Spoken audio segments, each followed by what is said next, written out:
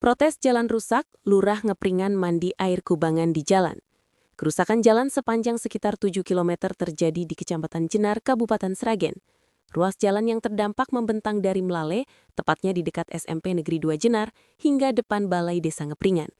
Kondisi jalan berlubang dan tidak rata ini dikeluhkan warga karena dinilai membahayakan keselamatan pengguna jalan.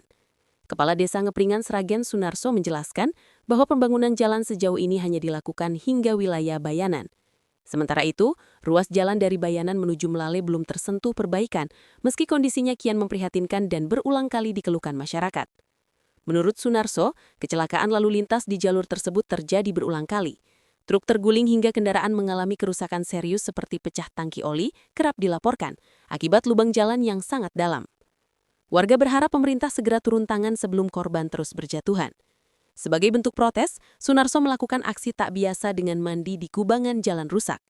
Aksi tersebut dilakukan pada Selasa 20 Januari 2026 pagi dan direkam oleh warga setempat.